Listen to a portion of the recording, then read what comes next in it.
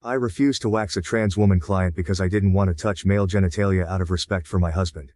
My name is Sarah, and I am a 34-year-old licensed esthetician.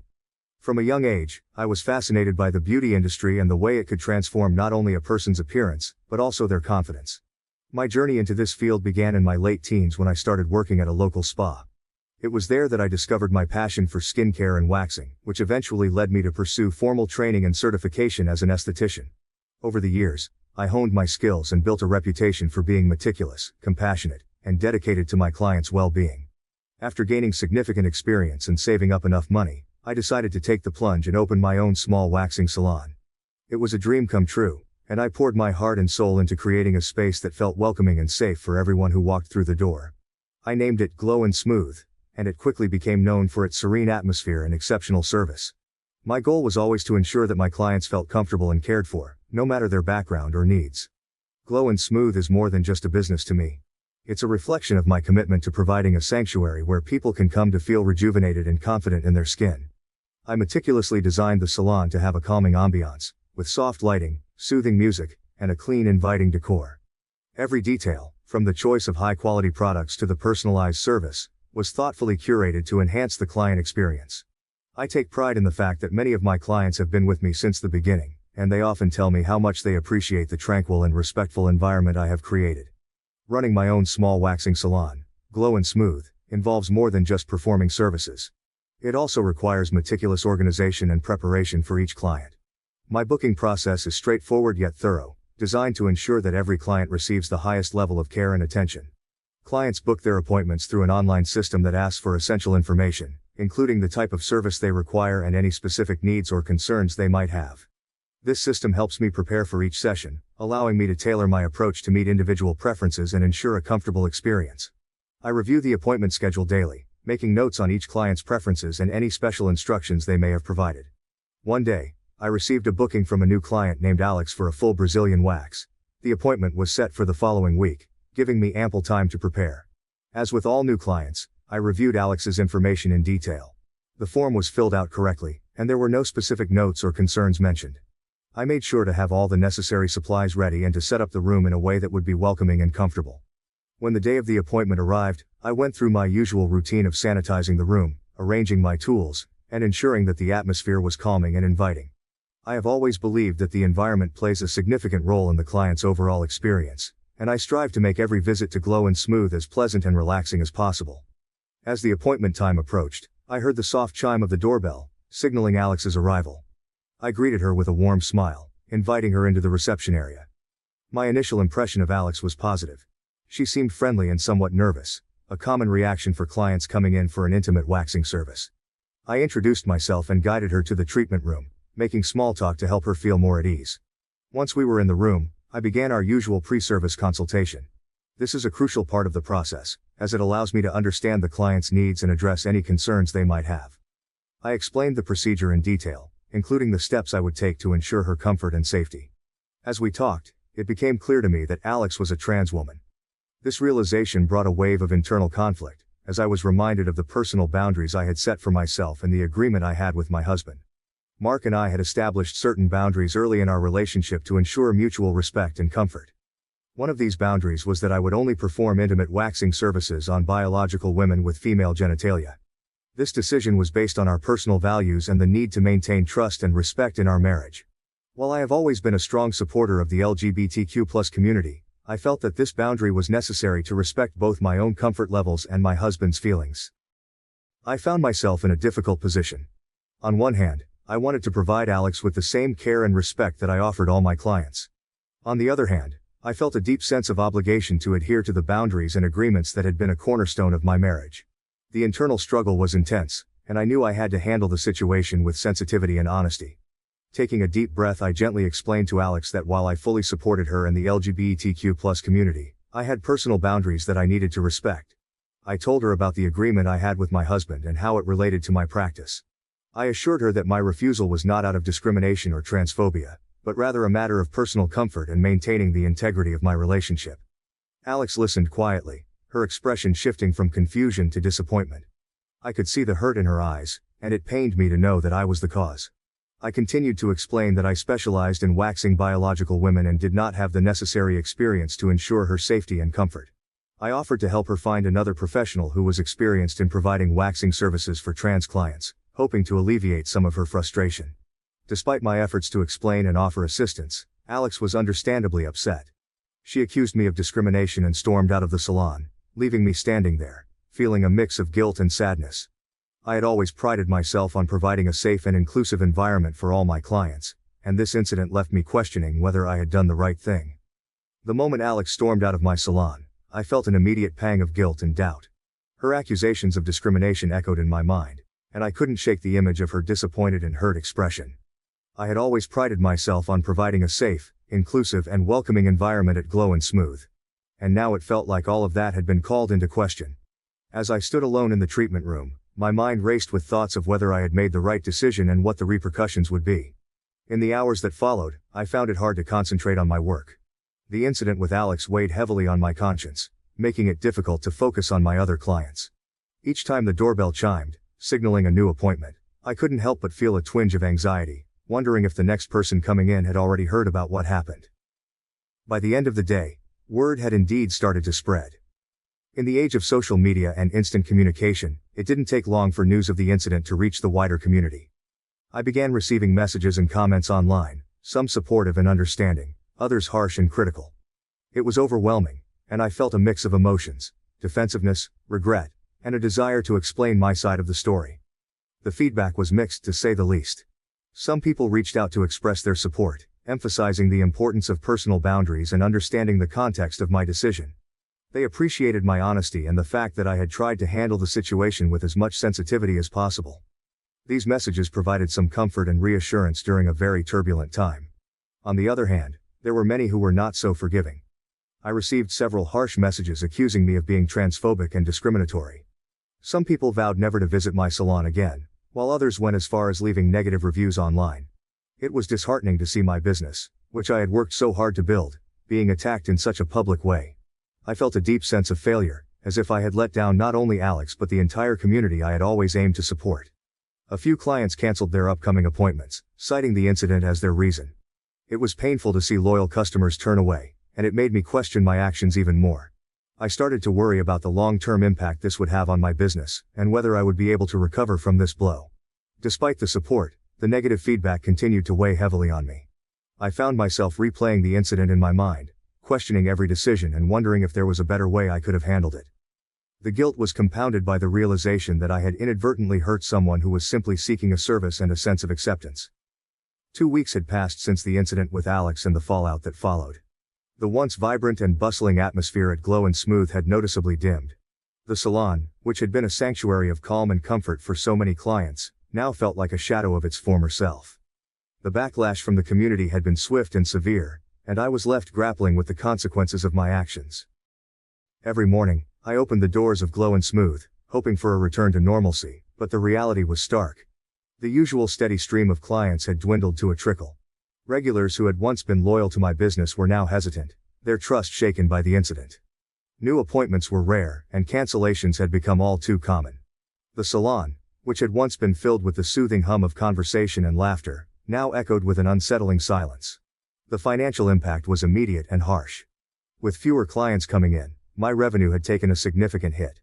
The bills and expenses of running a business didn't pause, and I found myself dipping into my savings to keep things afloat.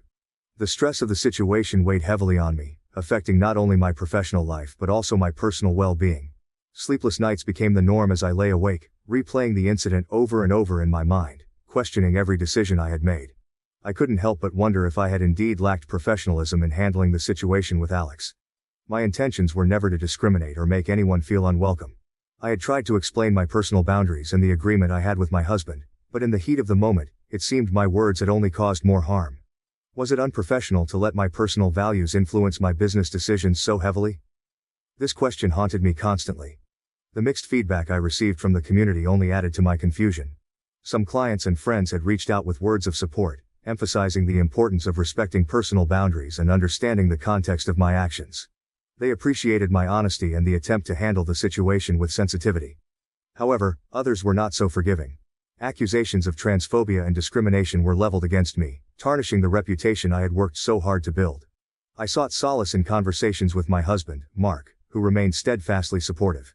He understood the complex emotions I was grappling with and tried to reassure me that standing by our values was the right thing to do. But even his unwavering support couldn't entirely ease the burden of guilt and doubt I carried. In an attempt to navigate the fallout, I reached out to other professionals in the beauty industry, seeking their advice and experiences. Some shared similar challenges they had faced and offered guidance on how to move forward. They emphasized the importance of empathy, communication, and the need to continually evolve to better serve a diverse clientele. Their insights were valuable, but I still struggled to reconcile my personal values with the professional demands of inclusivity. I also contacted LGBTQ+ advocacy groups, hoping to gain a deeper understanding of how to create a truly inclusive environment at Glow and Smooth. These conversations were enlightening and humbling. I realized that while my intentions were never to discriminate, the impact of my actions had been profoundly felt by Alex and potentially others in the community. I learned about the specific needs and concerns of trans clients and how I could better accommodate them in the future. Despite these efforts, the path forward remained unclear. The immediate crisis had subsided, but the long-term implications were daunting. My confidence in my ability to manage the salon and provide a welcoming space for all clients was shaken. The once clear vision I had for Glow and Smooth was now clouded by uncertainty and self-doubt. As I stood in the empty salon, I felt a deep sense of loss. The dream I had worked so hard to achieve seemed to be slipping away, and I was unsure how to reclaim it. I knew that I needed to find a way to balance my personal boundaries with the professional responsibility of inclusivity, but the journey to get there seemed fraught with challenges.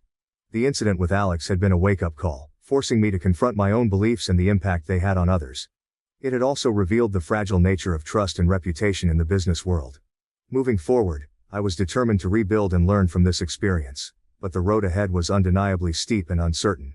The lessons from this painful chapter would shape not only my business practices but also my understanding of empathy and inclusivity in a diverse and ever-evolving community. Thank you for watching. If you haven't subscribed yet, please do so and hit the notification bell to stay updated with more shocking real-life stories happening around you. I stopped being physically intimate with my husband because our connection faded. His constant grumpiness and unkindness toward me and the kids have made our home cold, and despite my wishes, it seems we're heading toward divorce. I stopped being physically intimate with my husband 7 months ago. Why? The comments on your thread basically said why. I didn't feel connected to him anymore. When I reflect on the early days of our marriage, there was a lightness between us, an easiness that seemed to permeate days and fill our home with laughter. We used to communicate with a look, understand each other's silence, and cherish the moments caught between the demands of daily life. He was my confidant, the person who made me feel seen and cherished. I remember the way he used to tuck a strand of hair behind my ear, or how his hand would find mine across the crowded spaces of our lives. Those gestures, seemingly insignificant, held the weight of promises and the warmth of enduring love. Then, gradually, the atmosphere shifted. The buoyancy that had defined our relationship began to dissipate, replaced by a heaviness that neither of us could clearly identify at first. After we had kids, those signs of affection went 100% to his children. However, it wasn't just about the kids, though their arrival certainly reshaped our world in profound ways. It was something deeper, a fundamental change in how he saw me, or perhaps, in how he chose to express his feelings. I became an afterthought. Worse actually, I became an annoyance. At first, the change was slight. His smiles perfunctory and his once frequent caresses had become rare. Every time I walked into the room, the light in his eyes seemed to go out, as though I were a burden rather than a blessing. It was a silent anguish that intensified with every apathetic look and harsh comment, hurting in ways I was unable to put into words. Our conversations, once filled with shared dreams and playful banter, became logistical exchanges primarily focused on the kids or household duties. I tried to bridge the widening gap, reaching out with tentative words of affection, or attempting to initiate the kind of spontaneous intimacy that had once come so naturally to us. Each effort seemed to meet with a wall of indifference or, worse, irritation. The more I pressed, the more he withdrew, until the distance between us felt insurmountable. I could never do anything right. I was by his words, always forgetting, and lazy, for small things, such as forgetting to put leftovers in the fridge. The man who used to light up my world now cast long shadows over our home. His frustration seemed to simmer just below the surface, erupting over trivialities. He criticized more than he complimented, and what was once playful teasing now felt like pointed jabs.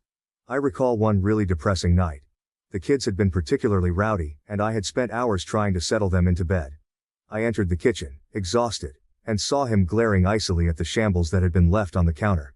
He angrily asked, "Can't you just clean up after yourself?" It felt colder here than it had outside that night. His words stung, not because of their severity, but because of what they represented. A deepening void filled with resentment and misunderstanding. I looked at him, really looked, and saw a stranger where my husband used to be. The air in our house grew thick with unspoken resentments, and as much as I tried to penetrate the silence, my efforts seemed to only drive us further apart. His moods became a barometer for our daily life, unpredictable and often stormy. His words hurt, but more than his words did when he was grouchy, which was most of the time these days. There was an underlying coldness about him that permeated every part of our house. So obviously over time, I don't really feel safe with him, or even enjoy hanging out with him. The irony is that I love him so much that I want to be physically intimate with him because he's great in bed and selfless. But I just don't desire him. He's not kind to me or the kids when he's grumpy, which is most of the time. I tried to explain, to tell him how much I missed him, how much I missed us. "We could have a perfect life," I said, my voice barely above a whisper. "Just be happy, enjoy us. That's all I want, kind words, no criticism, small touches. We'd be having so much sex. But nah, that's too hard. What he's decided to do is withdraw. Give up. Marriage light, he calls it. No talking. No interaction. If he doesn't get sex, he's going to just do the bare minimum, for the family. Because sex comes first, then he'll be nice. Smart guy, but he's literally doing the opposite and saying that's the solution to his lack of sex problem. With a look of discouragement or even contempt, he shook his head. He turned his back on me and whispered, "It's not that simple." And it was then that I understood that the everyday affirmations of love and respect that had been steadily eroding were the answer, something he either failed to perceive or was unable to understand. Even though I don't want a divorce, it's clear that we are moving toward one. It was clear that we were spiraling toward an end neither of us had envisioned on our wedding day, driven there by lost connections and unmet needs. The irony was that, although we both desired intimacy, we were unable to bridge the widening gap. Update. One evening, as I was setting the table for dinner, our youngest, Mia, accidentally knocked over a glass of water. The sound of shattering glass echoed like a gunshot in the tense air. I held my breath, bracing for his reaction.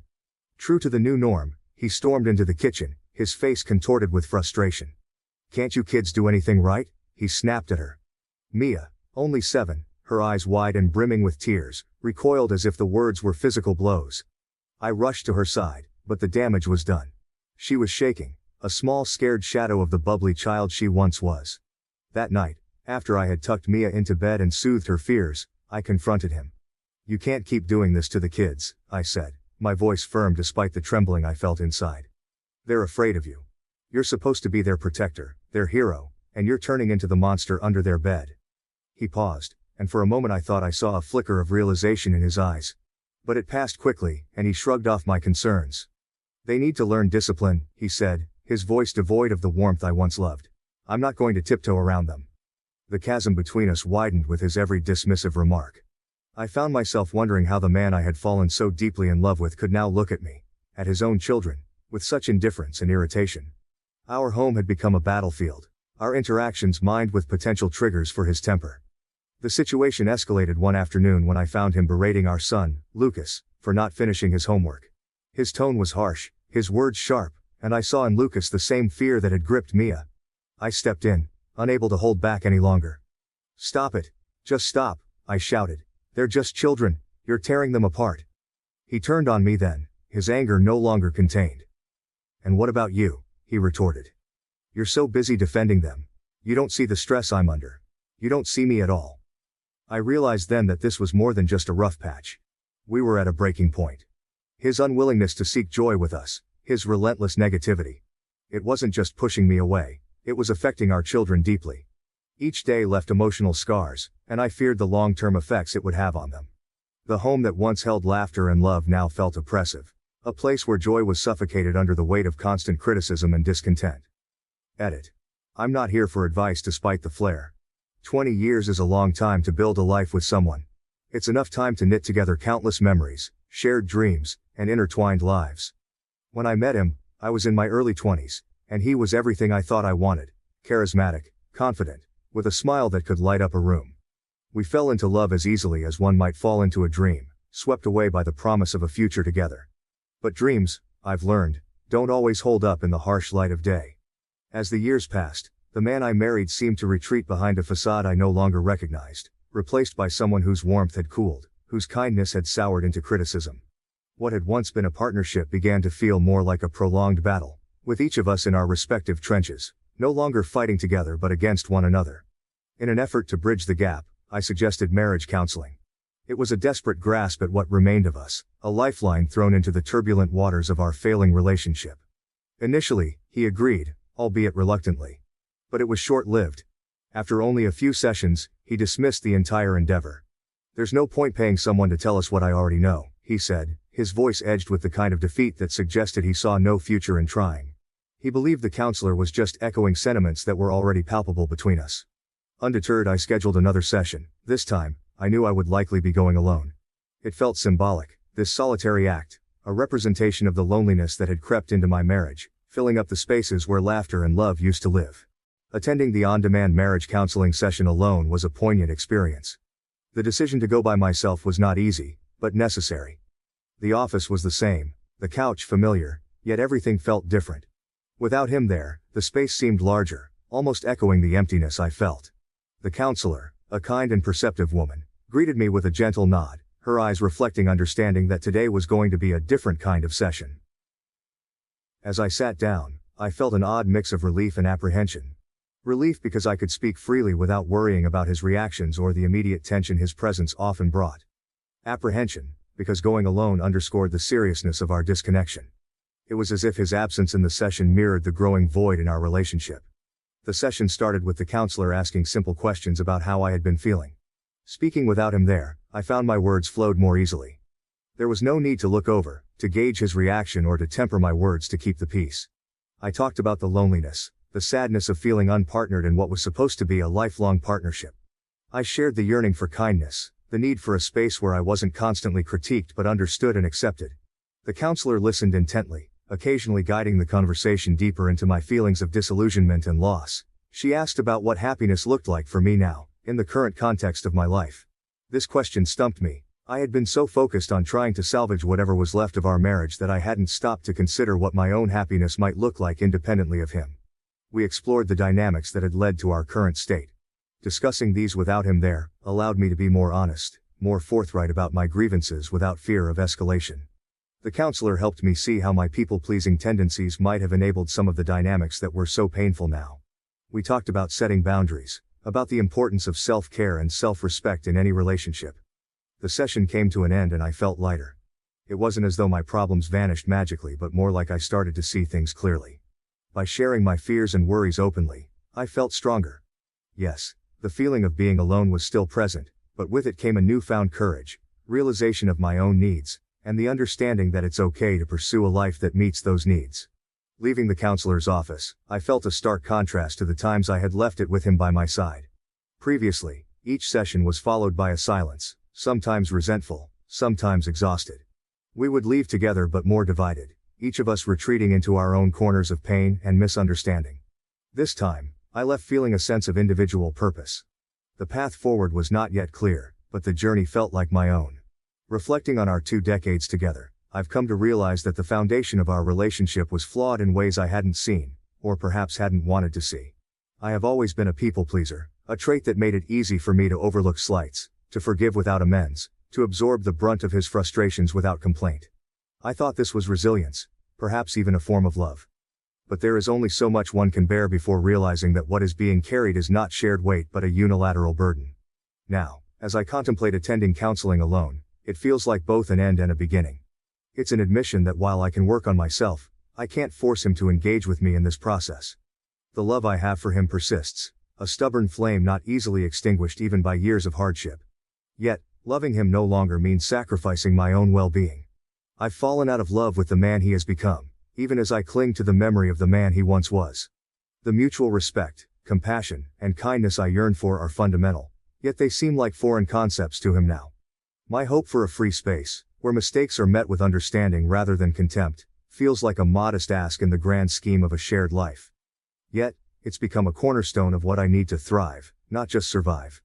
As I face the possibility of attending counseling alone, it's not just the unraveling of our relationship that occupies my thoughts, but the reconstruction of my own sense of self. It's about reclaiming my right to a life where respect and kindness are not just occasional graces but consistent presences.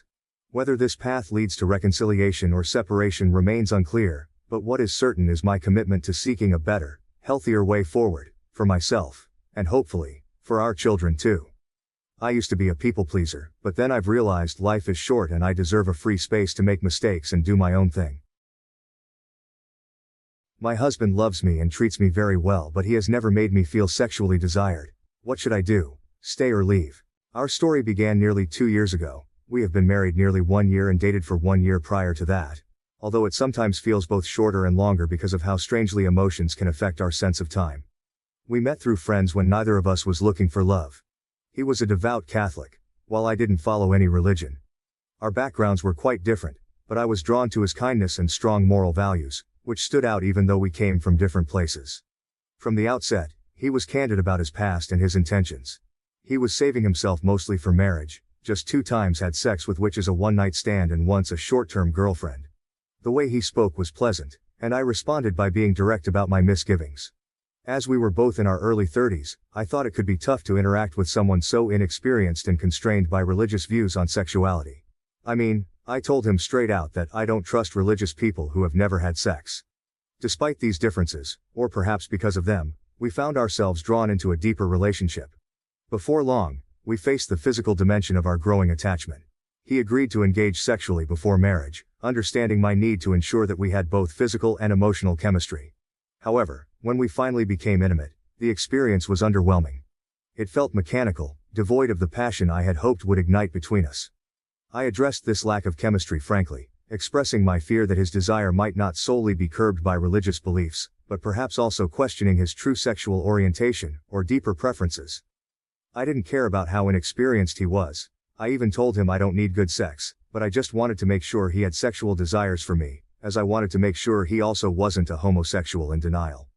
Distraught, I decided to step back, unsure if we could find mutual satisfaction and fearing a future mired in unmet desires.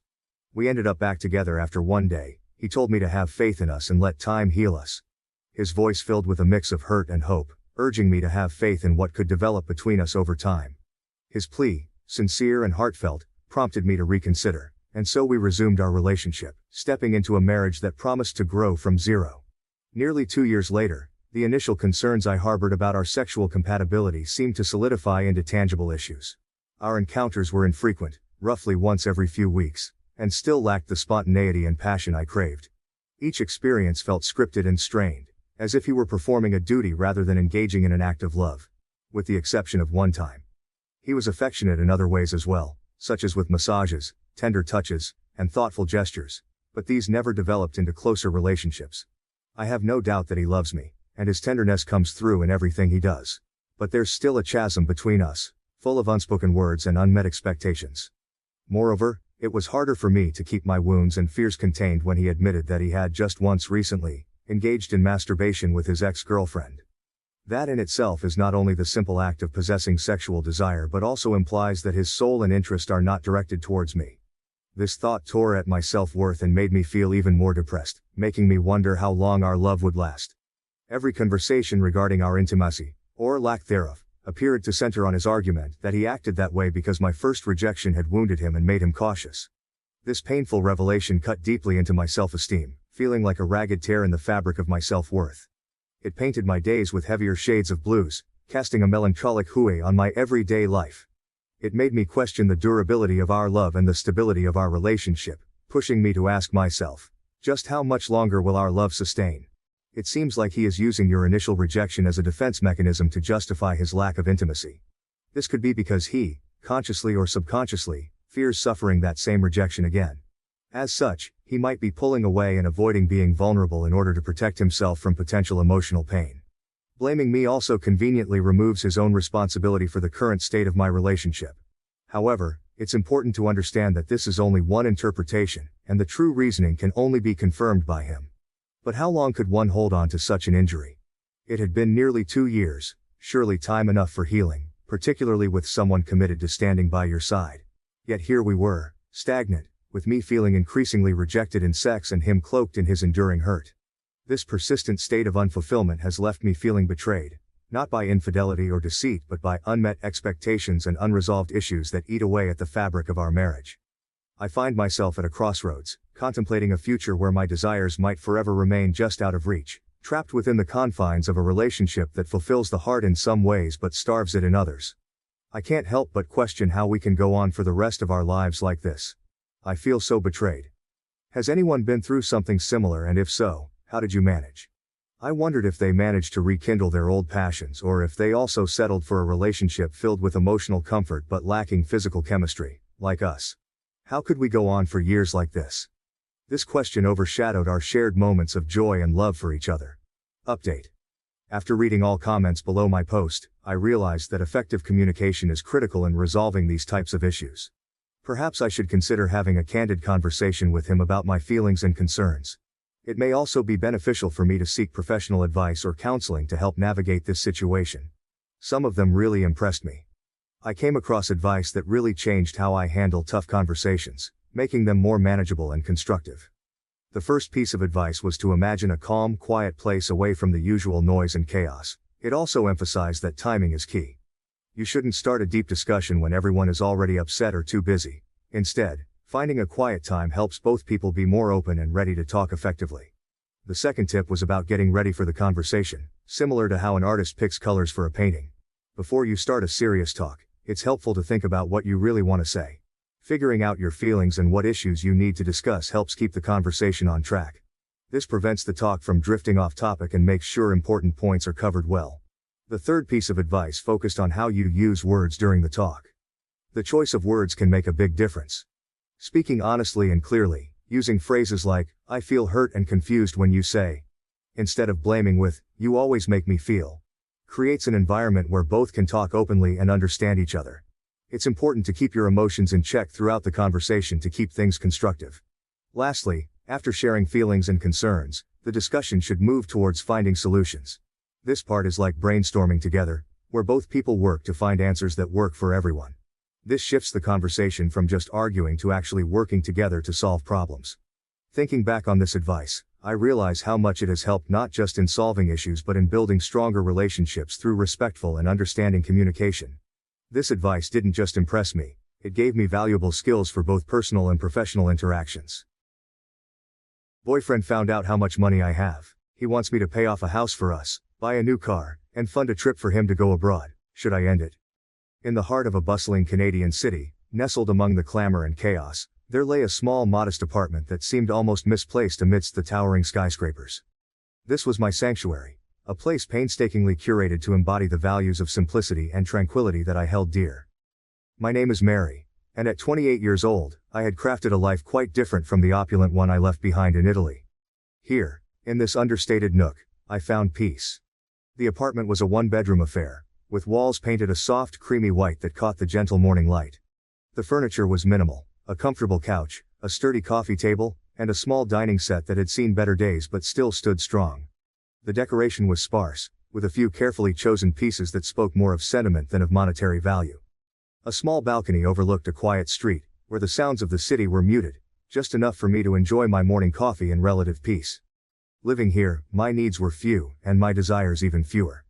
I had learned early on that happiness doesn't come from things, but from experiences, from quiet moments spent reading a book, from laughter shared with a friend, from the soothing ritual of brewing tea. My job as a digital marketing consultant afforded me the luxury of working from home, allowing me to shape my days as I saw fit. This life of minimalism was a deliberate choice, a stark contrast to the lavish, almost grandiose lifestyle of my family back in Italy. My parents and extended family lived in sprawling estates in the countryside, surrounded by vineyards and olive groves, their homes adorned with art and antiques that spoke of generations of wealth and culture. My childhood was filled with long, languid summers under the Italian sun, dinners that stretched into the wee hours, and conversations filled with passionate gestures. It was beautiful, yes, but overwhelming. A life where every moment felt orchestrated, every smile a bit too polished. It was during my university years in Canada that I began to shed the weight of those golden shackles. I embraced a life where I could be just Mary, not the heiress, not the future custodian of centuries-old oil paintings or rare manuscripts. Here, I was free to build a life that resonated with who I truly was, not who I was expected to be. Enter James, my boyfriend of 3 years, a Canadian native like myself in age but vastly different in experience. James came from a middle-class family, his life a tapestry of hard work and modest achievements. He was kind-hearted, with a gentle demeanor that belied his rugged exterior. When we met, it was as if pieces of a puzzle had fallen into place. We shared similar interests in music, loved the outdoors, and both cherished the quiet moments of life. His respect for my simple lifestyle only deepened my affection for him. James never knew about the wealth I had left behind. It was a part of me that I kept hidden, not out of shame, but out of necessity. I feared that revealing my family's wealth might introduce a wedge between us, that it might make him feel inadequate, or shift the dynamics of our relationship in ways I couldn't control. I wanted to be loved for who I was, not for the assets I would one day inherit. In my heart, I believed that preserving this secret was for the best, protecting both James's self-esteem and the purity of our connection. Our relationship was built on the foundations of mutual respect and shared values. We spent our weekends exploring local markets, cooking meals together, or watching old movies curled up on the couch. It was a peaceful, fulfilling existence, and for a while, I believed it would always be this way. But life, as it often does, had other plans. The catalyst came unexpectedly, in the form of an invitation to a family reunion back in Italy. It was an event I couldn't avoid, my grandmother's 80th birthday, a milestone that demanded my presence. As the date approached, the thought of bringing James along filled me with both excitement and dread. I was eager for him to see the country I loved, to experience the warmth of my family. Yet, I was terrified of how he might react when faced with the reality of my background. With a heavy heart, I booked our tickets, telling myself that it was time to face whatever consequences might come.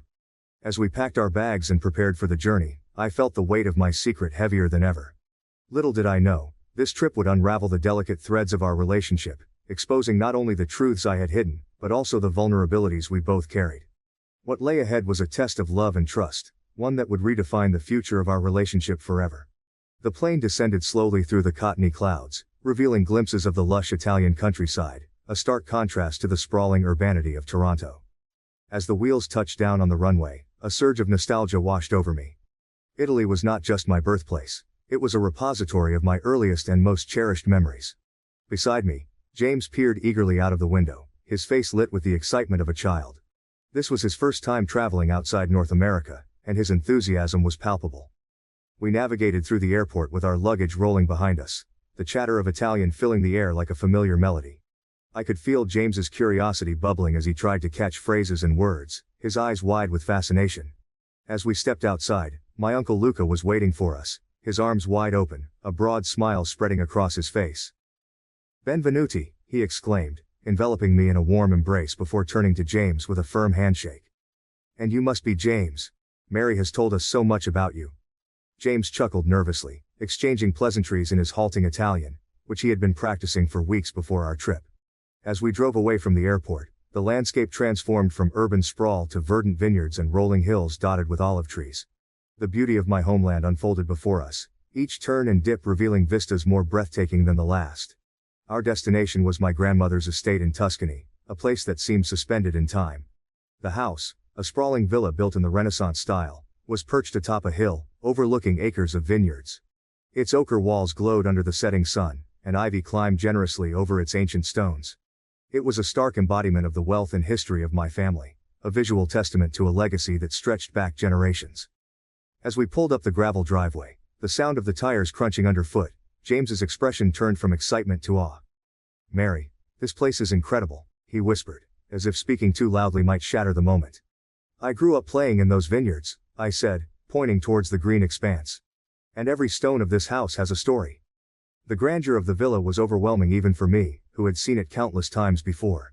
As we entered, the vastness of the entrance hall with its high ceilings and portraits of stern ancestors, seemed to impress upon James the reality of my heritage. The house was alive with the sounds of preparation. The reunion was to be a grand affair, with relatives coming from all over the country. During the following days, James was introduced to a lifestyle so vastly different from our simple contained existence in Canada. Each meal was a feast, each conversation a boisterous symphony of voices. My relatives, adorned in fine clothes and speaking with an effortless elegance, moved through the rooms with a grace that belonged to a different era. James tried to blend in, his usual confidence replaced by a quiet, observant demeanor. I watched him as he interacted with my family, his eyes often wide with a mix of admiration and incredulity.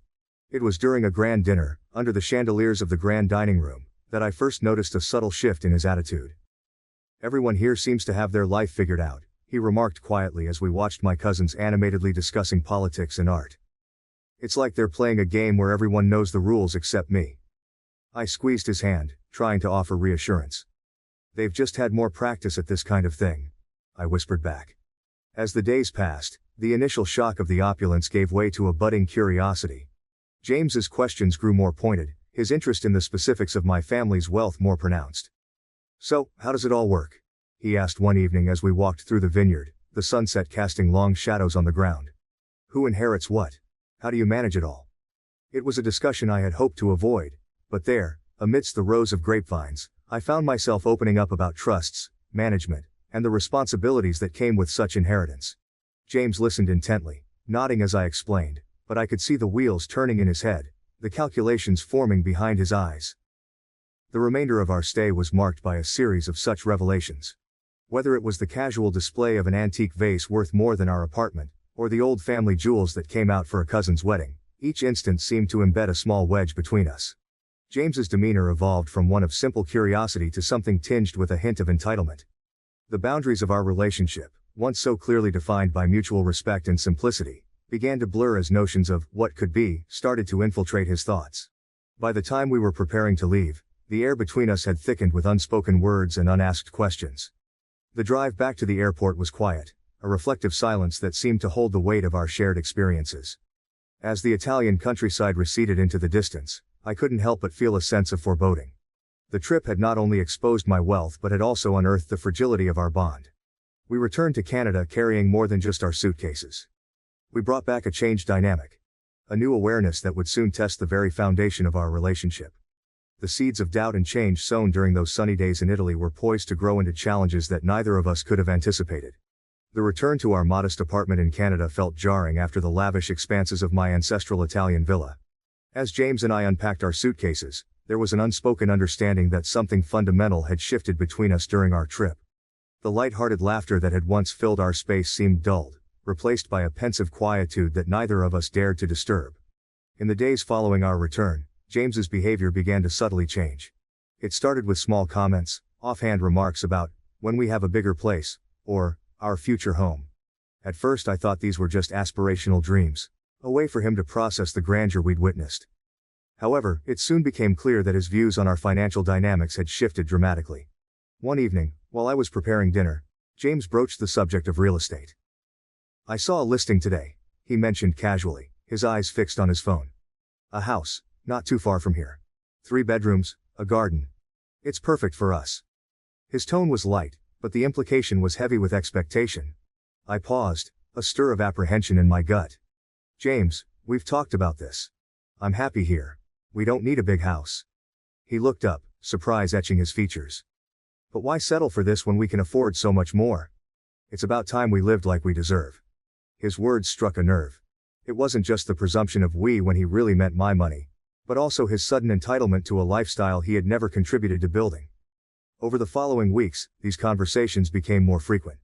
James started to bring up luxury cars, expensive vacations, and even investment opportunities. Each suggestion was grander than the last, each plan more elaborate, anchored firmly on the financial security he assumed we, or rather, I, possessed. The strain began to manifest in other ways too. Social gatherings, once a source of joy, turned into platforms for James to hint at our upgraded lifestyle. At a friend's birthday party, he openly discussed our future trips to Europe and the type of car we should buy next. Each claim felt like a chip away at the privacy and principles I held dear. This transformation in James's demeanor placed me in an emotional conundrum. Here was the man I loved. The man who had once cherished our simple life together, now morphed into someone who saw my inheritance as a stepping stone to material indulgences. It was as if the man I knew had been replaced by a stranger with a distorted sense of entitlement. As his plans grew more detailed, our discussions turned into disagreements. One night, as we lay in bed, the tension that had been brewing finally boiled over. "James, where is all this coming from?" I asked, my voice a mix of sadness and frustration. "Why has everything changed since we came back from Italy?" He turned to look at me, his expression a blend of defiance and confusion. "Changed? Mary, I'm thinking about our future. Your money could give us the life we've always wanted." "But at what cost?" I countered. "You're planning our life as if my money is ours." But it isn't, James. It's mine, and it comes with responsibilities and decisions that you're not considering. The room went silent, the weight of our words hanging between us. James's face softened, and for a moment, I saw a glimmer of the man I had fallen in love with. I just want us to have the best, he whispered. I might have gotten carried away, but it's only because I want to build something great with you. Despite his reassurances, the seed of doubt had been planted. The following days were a testament to the changed dynamics in our relationship. James's approach had altered subtly. Where once there was partnership, there now lay a transactional expectation. It was not just about sharing a life but about leveraging my wealth for a lifestyle that he now deemed essential. The practical implications of this shift were significant. Financial discussions, once rare and collaborative, became fraught with tension. Planning for the future was no longer about our dreams and goals, but about managing expectations and defending boundaries. I never thought I'd have to deal with him. My financial independence, a source of pride and empowerment, had become a battleground. Moreover, this shift affected how I viewed our relationship's foundation. Trust and respect, once given freely and reciprocally, now required constant negotiation and reassurance. The egalitarian nature of our partnership, which had been one of its strengths, was compromised. I found myself second-guessing not just decisions about money but the motivations behind James's affections and plans. This evolving dynamic also brought with it an emotional toll. There were moments of profound loneliness, times when I felt misunderstood and cornered. The joy that had once colored our daily life together was now occasionally marred by a palpable tension, making our interactions stilted, our conversations careful. In moments of solitude, I questioned the sustainability of our relationship. Could love endure when it was shadowed by financial imbalance and expectations? Was there a way to reclaim the simplicity and sincerity that had once defined us? These were questions that lingered in the quiet corners of our home, unanswered but increasingly urgent. As days turned into weeks, a palpable tension built between us. The air was thick with things unsaid and wishes unexpressed. It was late one evening, as we sat side by side on our couch with the TV chattering idly in the background, that the facade of normalcy finally cracked. "Mary, why don't we consider moving? Somewhere bigger, maybe even start looking at houses?" James ventured cautiously, his voice tinged with a hesitancy that was unlike him. I turned to look at him, really look at him, and saw not just the man I loved but also the growing divide between us. "James, why would we do that? This place.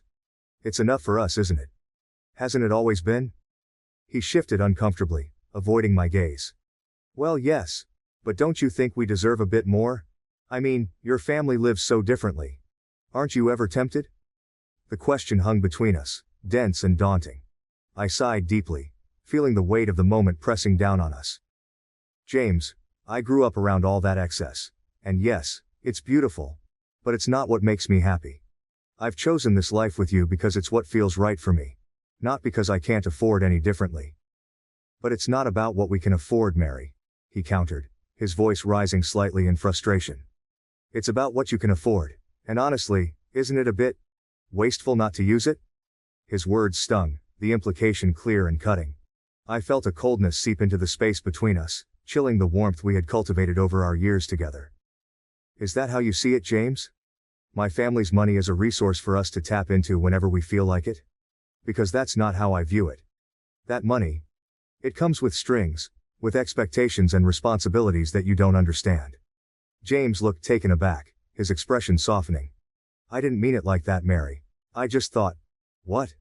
That suddenly because my family has money, our plans, our dreams should change?" My voice was sharper than I intended, edged with a bitterness that tasted foreign on my tongue. He paused, the air thick with our unsaid thoughts, before he reached for my hand, his touch tentative. "I'm sorry, Mary. I suppose I got carried away. It's just all so new to me. I never thought I'd be close to someone with so much possibility." I pulled my hand gently from his grasp, needing the space to gather my thoughts. "James, my family's wealth isn't what I want our life to be about. I love our life, our home, just as it is. I don't want that to change because of money." He nodded slowly, his eyes meeting mine with a sincerity that punctured the tension. "I understand. Or at least I'll try to. I love you, Mary. I love this life we've built. I don't want to lose it over fantasies of something that might not even make us happy." It was then I realized how deeply entangled our dreams had become with the reality of my heritage. We sat together, the distance between us filled with the echo of our words, slowly finding our way back to each other. "I'm sorry for pushing," James murmured after a long silence, his voice low. I'll respect your feelings about this. We can go as slow as you need. Let's just keep living our life, our way. I nodded, feeling a fragile peace settle over us. It was a temporary resolution, a band-aid over a wound that needed more than just promises to heal. But it was a start, a recognition of our mutual desire to preserve what we had, even in the face of tempting possibilities. As we turned back to the flickering light of the TV, a small smile passed between us, a silent acknowledgement of the complexities of love and wealth, and the simple truth that sometimes, holding on to what you value most requires letting go of what the world tells you should matter. Update. The weeks following our muted confrontation were a study in fragile normalcy. James and I navigated our days with a cautious tenderness, each of us aware of the unspoken fissures slowly spreading beneath the surface of our relationship. I believed, perhaps naively, that we could mend what had been strained by the revelations of wealth and differing desires. But the real test of our bond was yet to come. A test that would shatter the tentative peace we had brokered. The betrayal came on an unexpectedly warm evening, at a gathering hosted by a close friend. It was the kind of casual event we had attended countless times before, a backyard barbecue, where the smell of grilling mixed with laughter and music floated on the late summer air. James and I arrived together, hands linked, our smiles a bit too practiced, too ready. As the evening progressed, I noticed James slipping more comfortably into the crowd, his laughter a little louder, his gestures more expansive with every drink he consumed. I mingled too, but with a mind distracted by the watchful maintenance of my facade. It wasn't until I was by the makeshift bar, fetching us another round of drinks, that I overheard it. "No, you don't understand. Mary can afford way more than this. Her family is loaded. She's basically set for life," James was boasting, the words floating over to me, sharp and clear above the hum of party chatter. Frozen, drink in hand, my heart raced as I processed his words. A group of acquaintances around him laughed, someone whistling low in admiration. "Seriously man, that's wild. And here you are living in that tiny place?" Another voice chimed in, half joking, half serious. I felt the air leave my lungs in a whoosh, my presence at the bar suddenly suffocating. The casual betrayal, the ease with which James shared my most guarded secret, the very essence of my fears, was laid bare in those few flippant words. Navigating my way back to him, the cold grip of dread tightening around my heart, I intercepted his boisterous storytelling. "James, can I speak with you? In private?" My voice was calm, but it carried an edge, a signal not lost on him. His face changed as he followed me to a quiet corner of the yard, the mirth fading, replaced by a dawning realization of the gravity of his mistake. "Mary, Did you think it was your news to share?" I interrupted, the hurt making my words sharper, colder. "Did you think it wouldn't matter to me?" he stammered, a mix of alcohol and genuine remorse muddling his words. "I'm sorry. I didn't think it would be a big deal. I got carried away, and you decided my privacy, my trust wasn't worth respecting." I could hear the bitter disappointment in my own voice, a sound I never wanted to direct at him. "Mary, I made a mistake. Please, let's just go home and talk about this," he pleaded, reaching for my arm. I pulled away, my decision crystallizing with stark clarity. "No James, we can't just talk it away this time. This isn't just a mistake. It's a betrayal." The rest of the evening was a blur of hushed apologies and quiet exits. We left separately, the ride home a solitary journey for each of us, filled with the echoing words of what had passed between us. That night, alone in the apartment we had shared, the walls seemed to close in on me. Each shared memory now tinged with the stain of betrayal. The breakup was as inevitable as the dawn. When James returned the next morning, his eyes hopeful yet wary, I knew what needed to be said. "I can't do this, James. Your actions last night showed me just how little you respect what I hold dear." "But Mary, everyone makes mistakes. I know I messed up, but I can fix this." "We can fix this," he insisted, desperation lacing his voice. "This wasn't just a slip, James. It was a choice. You chose to share something deeply personal about me, not out of love or necessity, but for entertainment. I can't build a life with someone who values their momentary status over our trust." His protests faded as the finality of my words settled between us. The breakup, though unilateral in declaration, was mutual in its necessity. We parted with a heavy silence, the kind that speaks louder than any words of farewell. In the days that followed, the fallout was both personal and social. Mutual friends, caught between allegiances, offered awkward condolences or curious probes masked as concern. I found solace in solitude, turning to my passion for painting, letting the colors express the turmoil that words could not. Each brushstroke was a step towards healing, a way to reclaim the peace that had been disrupted. The betrayal had not just ended a relationship, it had forced me to confront the vulnerabilities I had tried so hard to shield. But in that confrontation, there was growth. I learned that my values were not just preferences but necessities, the core of who I was and who I would continue to be, with or without someone by my side. As I painted, the hues blending on the canvas, I realized that this ending was not just an end, but a beginning. A chance to redefine my boundaries, to strengthen my resolve, and to ensure that my next chapter would be one where trust was not just given, but earned. The days after the party were a haze of conflicting emotions. I vacillated between anger and sadness, betrayal and a strange sense of liberation. The realization that James had so casually disclosed my family's wealth to people who had no business knowing gnawed at me. It wasn't just the fact that he had spoken out of turn, it was the casual disregard for my feelings, the thoughtlessness of his actions. Each time I replayed the scene in my head, my resolve hardened. I couldn't continue a relationship where such fundamental trust was so easily broken. I needed time to think, to process the gravity of what had happened. I spent hours walking through the city, the familiar streets providing a backdrop for my swirling thoughts. By the end of the third day, I knew what I had to do. When James returned home, he looked hopeful, as if expecting that time had softened my stance. I asked him to sit with me, our small living room suddenly feeling too large, too empty. "James, we need to talk," I began, my voice steady despite the turmoil inside. He nodded, his eyes searching mine for a hint of reconciliation. "I know, Mary, I'm really sorry about what happened. I was drunk and stupid, but I didn't mean to hurt you." "I know you didn't mean to," I said, trying to keep my tone even. "But you did hurt me, deeply. What you did wasn't just a mistake. It was a breach of trust, something that's fundamental to any relationship." He looked down, the weight of my words settling in. "I understand that. And I promise it won't happen again. I'll do anything to make it right." I took a deep breath, bracing myself for the hardest part. "James, this isn't just about making it right. It's about the fact that you saw my family's wealth and it changed something in you. You started seeing my money as ours, and that's not what I want for my life." He looked up, a hint of desperation in his eyes. "So what are you saying? You want to end things over this?" "I'm saying that our relationship has been fundamentally altered by what's happened. I can't ignore that. I can't go back to the way things were because that trust is broken. And without trust, we have nothing." The silence that followed was heavy, each second stretching painfully. Finally, James nodded, his expression one of resigned sadness. "If that's what you really want, then I'll respect it. I'm truly sorry, Mary." I felt a tear escape, quickly wiping it away. "I know you are. And I'm sorry too. This isn't what I wanted, but it's what I need to do for myself." The days that followed were a blur of muted interactions and strained conversations. Friends who had been at the party reached out, some with genuine concern, others with a curiosity that felt invasive. I found myself navigating a delicate balance, explaining the situation without divulging too much, trying to protect my privacy even in the wake of its breach. Some friends were supportive, offering their shoulders to cry on and their ears to listen. Others seemed more interested in the gossip, their questions probing for details that felt too raw to share. It was a lonely time, despite the well-meaning gestures, as I struggled to find a way forward. I threw myself into my work, finding solace in the routine and the familiar tasks that required my full attention.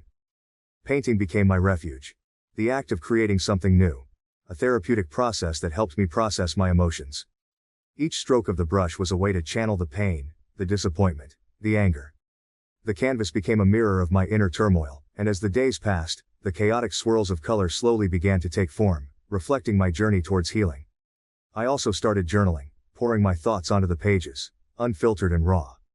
It was a way to make sense of the tangled web of emotions, to understand the why and the how of what had happened. Writing became a nightly ritual, a time for reflection and self-discovery. Through these creative outlets, I began to reclaim my sense of self. The betrayal had left scars, but it also taught me valuable lessons about trust, boundaries, and the importance of protecting what mattered most to me.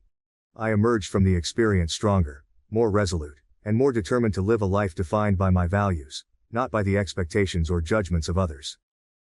As time passed, the initial sting of the betrayal faded, replaced by a quieter, more profound understanding of what I needed in a relationship.